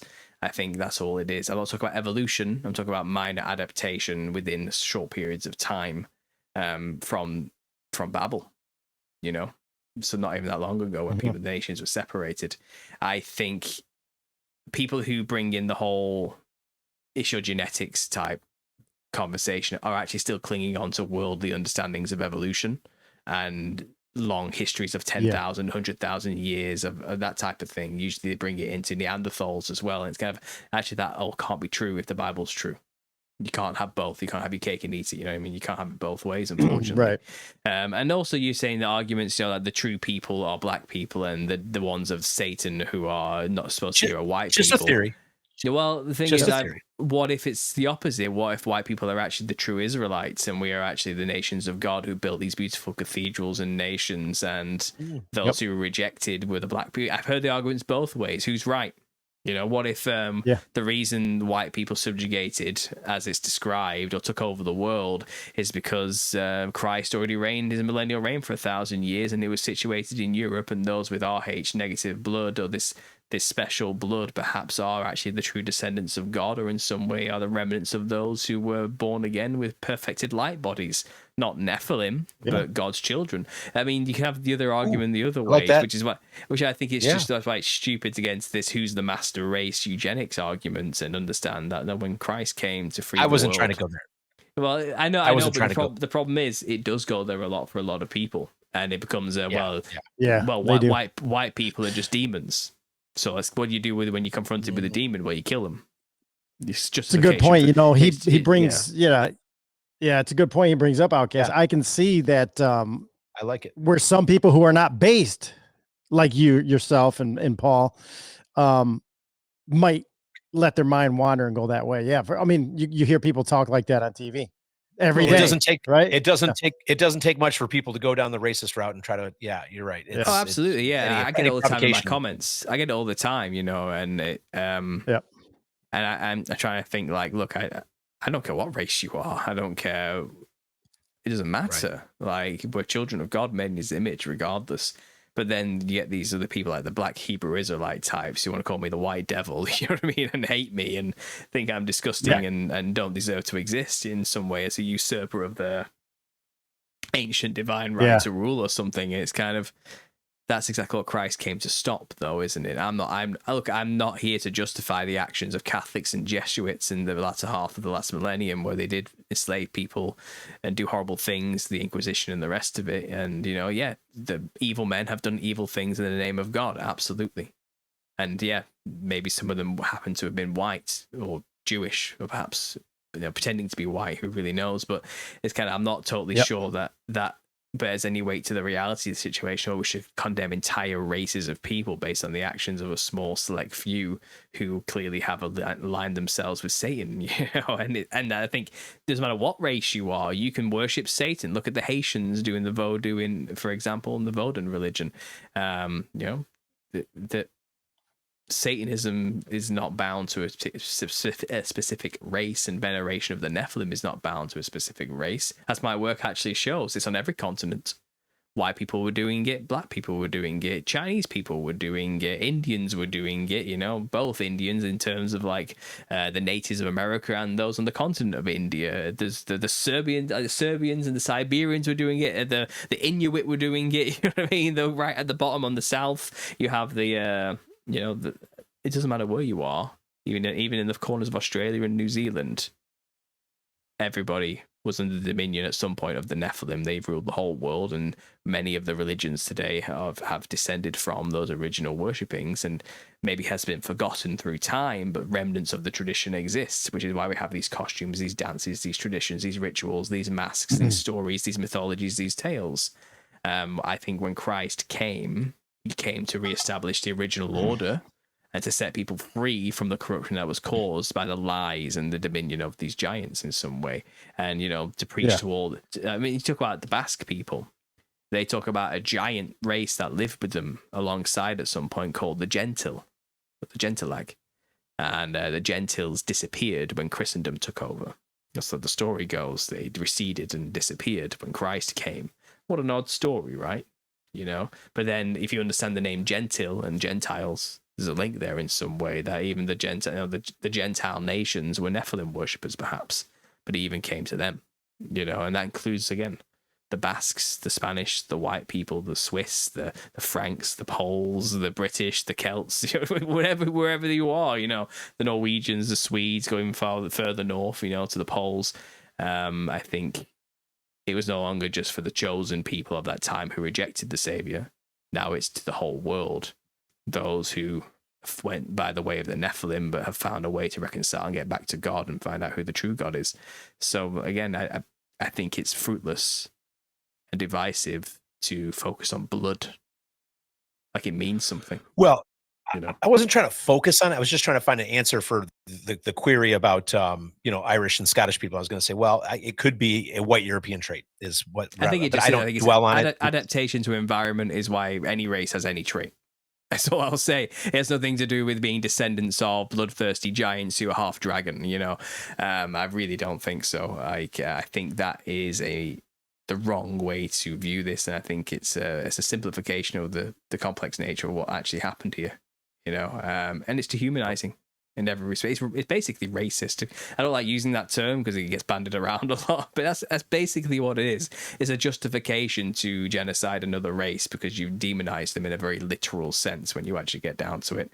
Mm. And look, I don't want to see genocide of white people or any race personally, and as a member of the white race, right. I wouldn't like to see all ginger people suddenly get burnt alive or killed or destroyed because people think they're demons. That's not what I wasn't trying to say that. I was just trying to say that there was a remnant, possibly a remnant there that dictated some of. But who's to say Rh negative blood is of the Nephilim necessarily? What if it is of something else? What if it's of God? Well, we don't really know. I can't purport. I can't purport to know, but I will say this. The quote that what I was saying was from antiquity. It was referred to as the blood type of the gods, small g plural s, in antiquity. And if you trace that blood type back, you'll find the highest among the Basque also is in the Italians. There's a high concentration of Rh negative too, which gets you into Rome and Greece and the worship of what? The pantheon of gods, which are another term for Nephilim. Zeus is potentially Satan, and Hercules and Thor and all these guys are all descendants of the Nephilim, right? So that's where my head's going. I'm not condoning genocide. I heard nothing of the nature, Paul. I didn't mean to be taken that way. My greater point is I was just trying to find an answer to this observation about the red hair. Well, and the other Scots thing is, you say the Asian have a very low percentage of Rh negative. Like, I assume you talk about China, Japan, or that whole 1%. region, Thailand. But that's the land. Those are the supposedly lands. 1%. Though that is the land of the dragon, literally.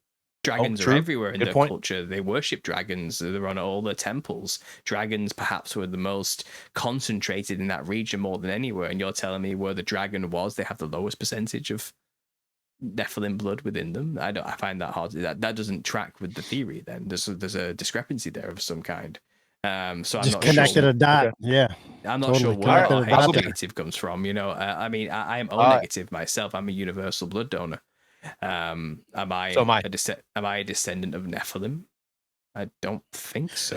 Okay, so hey, Paul, a lot of times in the show, because Outcast, he's gone to visit family and all that. They're in Scotland back in the day you guys went there for your wedding and all that, Outcast. And I asked you, I said, well, does that mean that you are a baby Nephilim?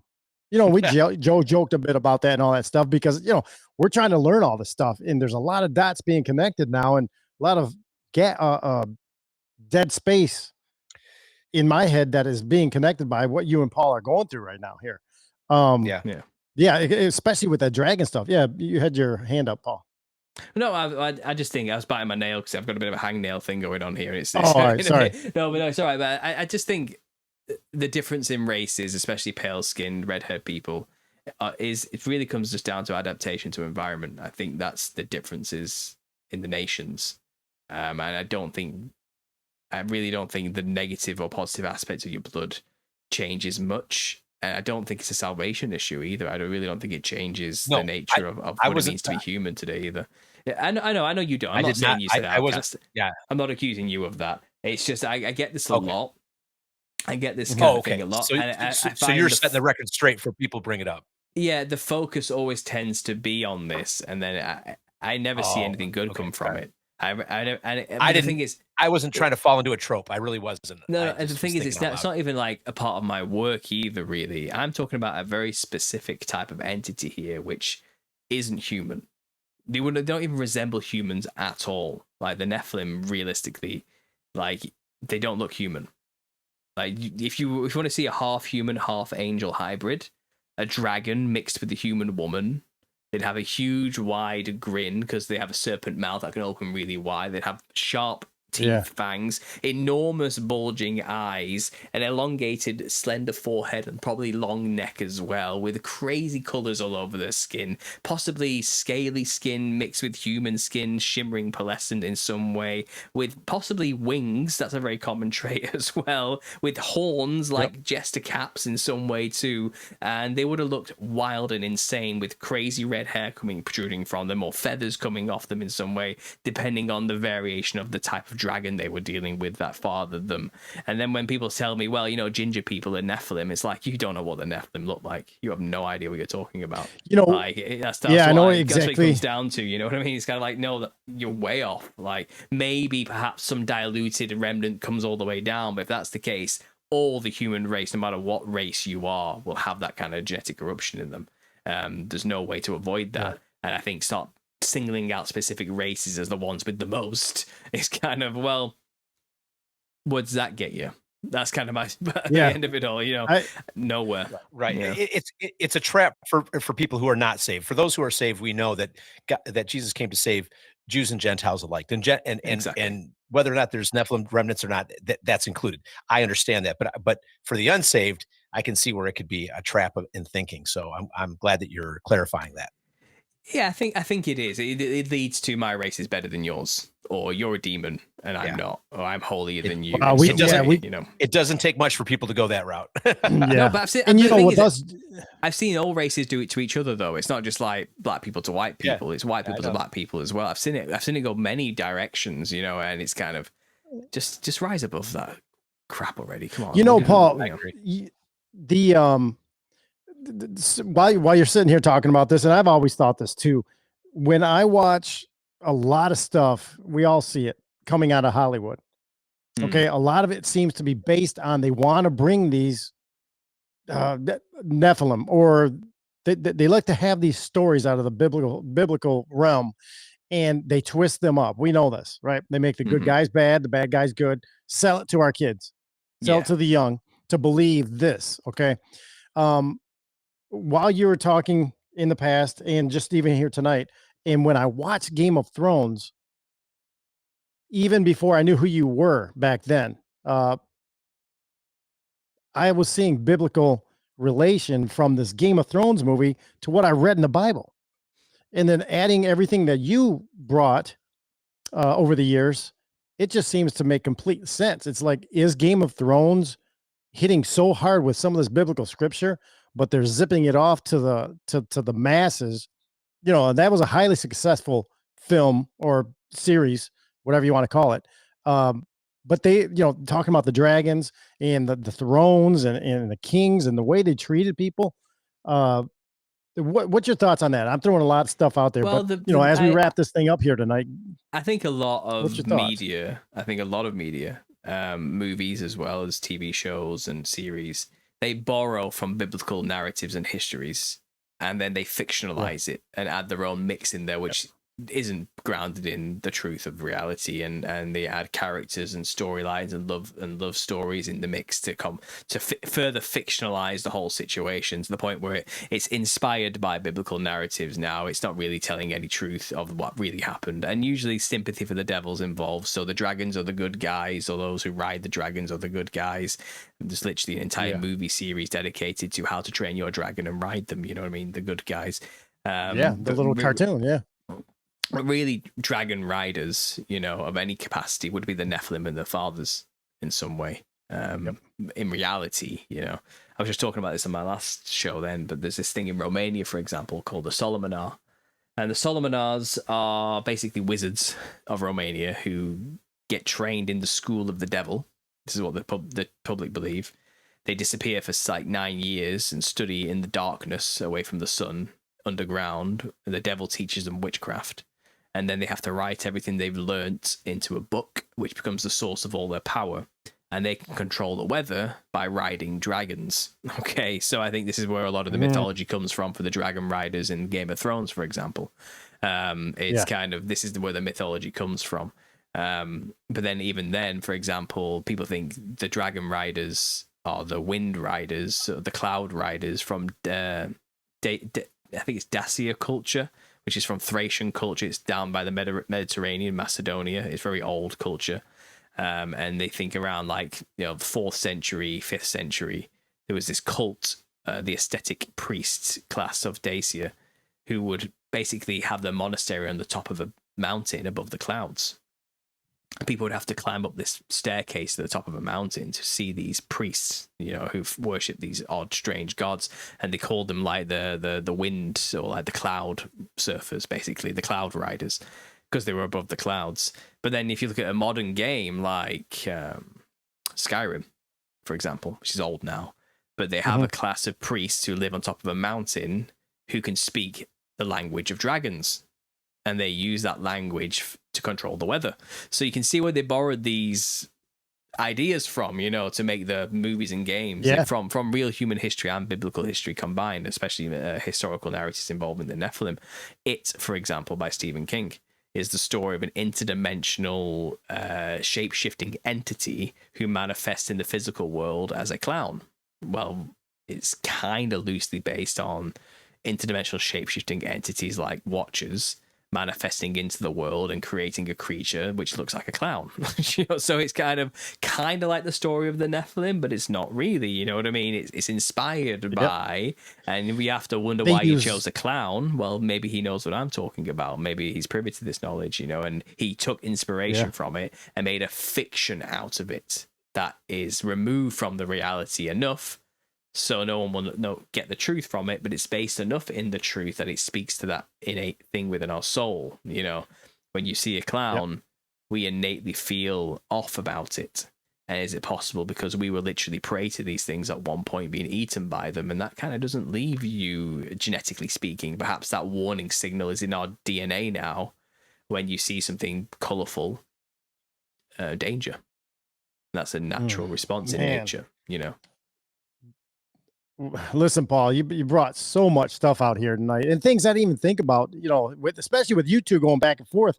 That was amazing for us to watch and try to piece these things together. You know what I mean? There's, I really like the way that you have studied this stuff. And if it wasn't for what you did in the past, I wonder how many other people out there this has happened to, this kind of experience that you had, Paul, and the way you got to this, the road that you had to travel to get to this, where Nephilim look like clowns. I mean, to me, it just makes sense now. Well, thank you. There's a lot more to think about. Yeah, there is. If you want more, you can go to my channel on YouTube, Understanding Conspiracy, and there's actually a playlist there called The Nephilim Look Like Clowns, and there's like 50 episodes now or something spanning since 2016, which kind of lay this out with visuals. It's a very visual subject. I just give you a lot of words here, but I kind of show the images to back up what I'm talking about in that series. And I think it's very useful to just go and watch that series.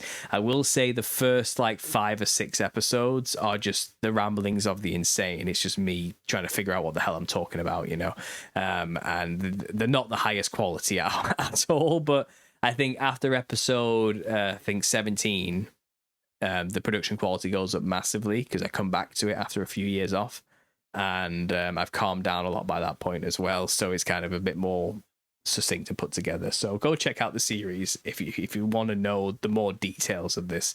But yeah, it was a good talking. Outcast, honestly, I wasn't arguing with you about that or getting angry at you when I discussed that thing. I don't want you to have any hard feelings. I think I'm not carrying any hard feelings either. It's just one of those things I get a lot, and my position on it isn't popular, actually. So I do have to kind of be a bit defensive about it, unfortunately.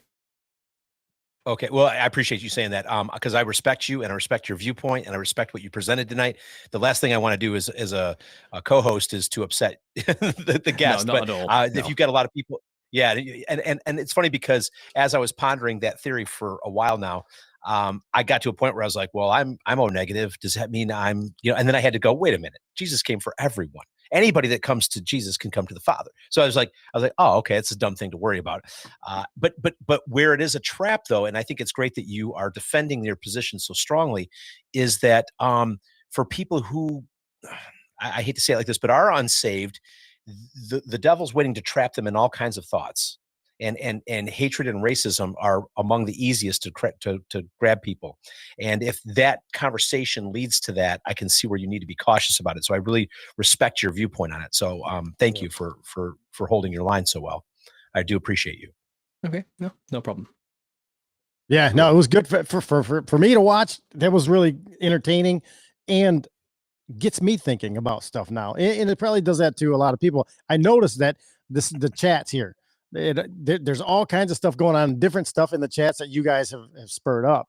A lot of questions coming out of the Bible and Jesus and all these things. So I think this is a really good, fruitful talk tonight.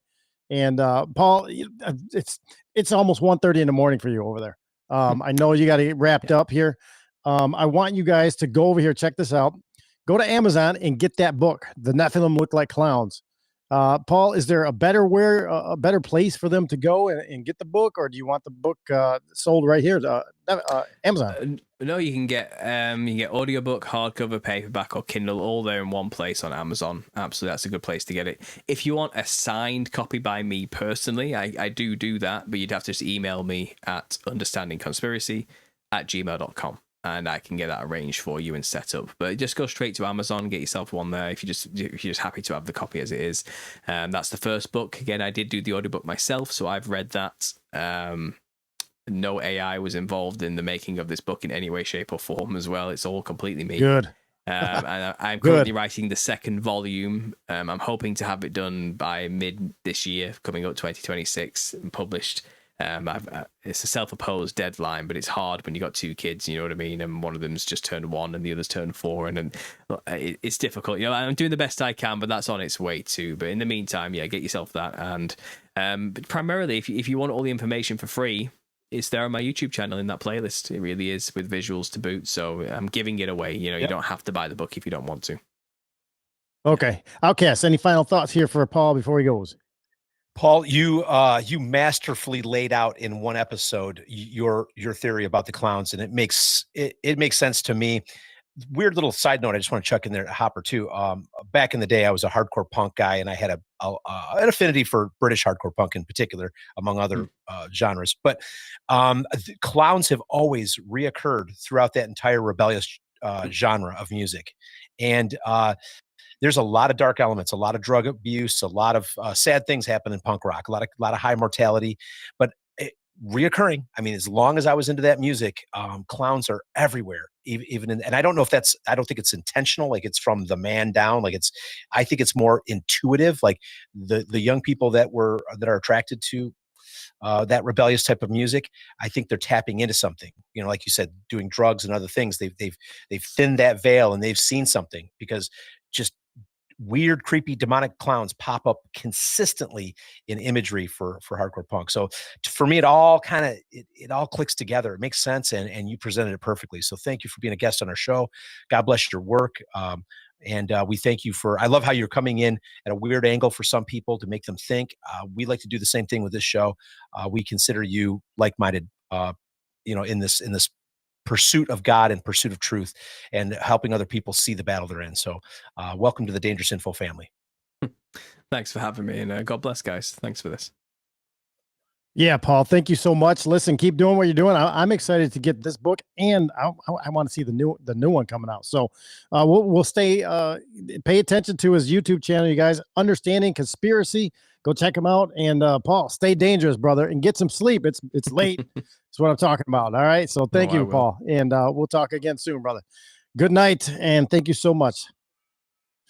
Wow. There he goes, Outcast. Man, that was lively. I'm glad you guys get into that a little bit. You know, it's that kind of dialogue you don't always see. You guys went hard, and that's okay. we that's what we do on this show, man. Yeah. I definitely see his viewpoint for sure. I see what he's saying. And it is a dangerous topic if that information is a dangerous topic in the hands of the wrong people. And I think that's what Paul's protecting. Yep. I'm a little bit, I don't know if Pollyannish is the word or not, but I have a tendency to go, well, I'm a Christian. I love the Lord and I know I'm saved. And I like to talk about that stuff too, but a lot of people can't handle that information and they do the wrong things with it. So I think that his stance is pretty rock solid. It's a good stance to have. And we've got a lot of his followers. They're still in the chats. They're still putting out a lot of healthy discussion out there. I really like it. I enjoy what's going on here, and you guys, glad to see all you guys here that follow Paul. Glad to have you here following us tonight. So it's really good. Just remember, we're live every Monday night, 7 to 9 p.m. Eastern with our shows, except for this week because we had to readjust the schedule. It's Christmas and everything's crazy this week. So just want to say welcome to everybody who's out there, all the Paul Stobbs fans and family. So, if you want to come back sometime, check us out. We're on Rumble and pill.net, chat, face or YouTube and Facebook. What else? I'm missing one. Oh, Rumble. So, Outcast, it's late, brothers. What I'm saying. We got to start talking about wrapping this thing up, and final thoughts that you have. I mean, I can't wait to listen to this again, and let more of it sink in. That there's a lot happening that was going on. Well, I mean, even in the beginning part of it was his testimony about how he pursued all these other angles to get to where he got.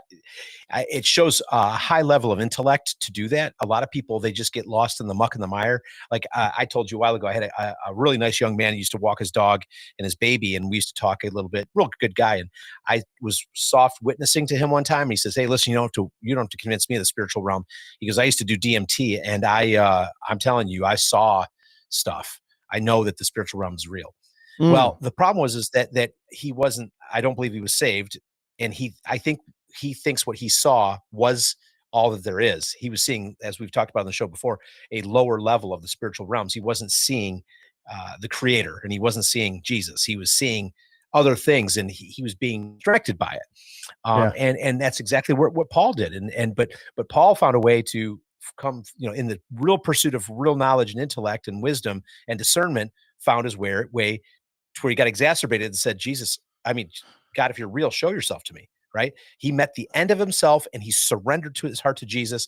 And that is where the magic happens. That's where the good stuff happens. Not magic as in spells, but like that's when the real incredible part of our spiritual journey takes place, is in the submission and the surrendering of your heart to Jesus, in your exacerbation when you've exhausted everything else.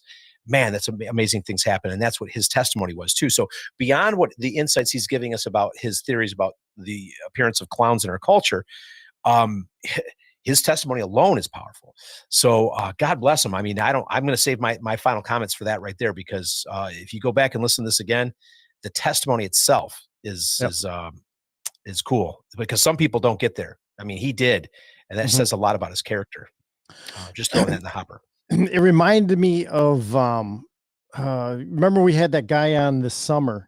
Oh, I forgot his name. Cole. His name was Cole, and I forgot what. Oh, yes. Do you remember when he was partying and doing all that stuff, and he was in the woods and he took all the drugs, and he was in those tents with those festivals? And I was thinking about him. Yep. He described a lot of stuff like Paul did tonight, but he never got around to like gestures and things. But maybe because he didn't recognize that as a gesture, he saw them as demons and beasts. Wow, I had to get a hold of Cole again. I wonder if he's ever heard of Paul's interpretation, clowns. That was at least get a hold of him and send him a copy of this episode and say, "Hey, listen, just check this out. You might find this interesting." I was thinking about Cole this week too, because I was listening to another podcast with a guy that he got so deep into drugs that he was in full contract with demons and having sex with demons. You turned me on to that podcast. Powerful stuff, and scary stuff too. So it all makes sense to me. I see the bigger picture here. How dabbling in drugs is the gateway to demonic contracts, or giving them legal right into your life. It's a foothold. Let's put that. Definitely stuff we got to stay away from, man. Holy cow! But that's the young ones. The young ones are there, and they're experimenting. I mean, it's almost like a rite of passage that people want to go through all the time. So. Oh man, brother. So was that your final thoughts? Or do you have anything more you want to get to tonight? I'm going to leave it there because it's late. I'm tired. I know you are too. And I'm sure our audience is tired of hearing us yammer on. Let's wrap it up. Yeah. Well, listen, you guys, if you like what you heard tonight, share it with your friends. All right. Let's spread out Paul's word out there. The Nephilim look like clowns. Dude, I can't wait till the episode or his volume 2 comes out. The next one. It's going to be great. So, listen, I just want to thank you guys out there tonight. Our supporters out there. Thank you guys so much for doing what you're doing, supporting the show. We can't do it without you. Got to say that. Pay attention. We might drop a Christmas special somewhere here in the next few days. You never know. But listen, if you guys like what you heard and you want to support the show, please consider becoming a sponsor of the show. You can do that down below in the descriptions. You can leave us a 5-star rating and review. If that is good for you, it's free to do. Tell all your friends about us, all right? We're here every Monday night, 7 to 9 p.m., and come back and join us, all right? Thanks again to our guest tonight, Paul Stobbs. Go check him out over Understanding Conspiracy on YouTube, all right? That's a great channel over there. Check him out. Order his book, all right? I'm going to release a scratching over on pill.net. You guys go ahead and enjoy that stuff. And don't forget, every Monday night, starting in January, we'll get back to it again, 7 to 9 p.m. And listen, don't be threatened by the mainstream media fear campaigns, all right? Rescue those in darkness around you, and do not comply with unjust laws, mandates, or regulations. Trust your gut, because that's God talking to you always, all right? We love you guys. God bless, and stay dangerous, everybody. I want you to get together.